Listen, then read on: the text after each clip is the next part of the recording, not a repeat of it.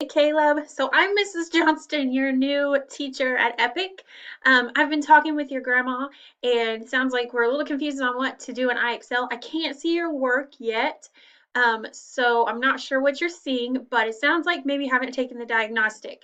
So I've logged in as one of my other students, so I could kind of show you what I'm talking about. So when you log into IXL, it will look like this. You have recommendations, diagnostic, math, language arts, standards, and awards. What I want you to do first is click here on diagnostic.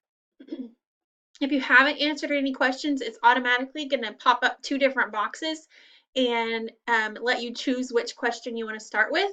If you have answered some questions, it will look like this.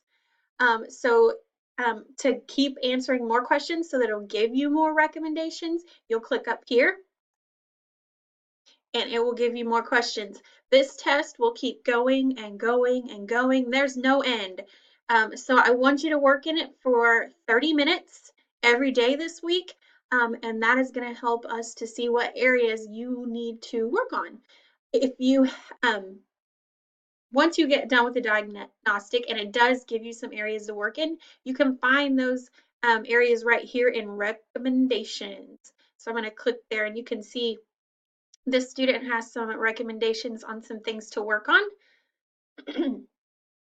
So once you get to that point, you would just choose one of these and then try to earn a 100 SMART score on this. Some of them are going to say try something new.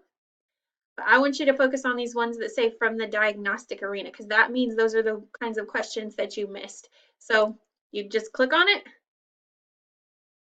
and it takes you straight to the questions. Over here is where you will see your SMART score. As you get questions right, your SMART score goes up.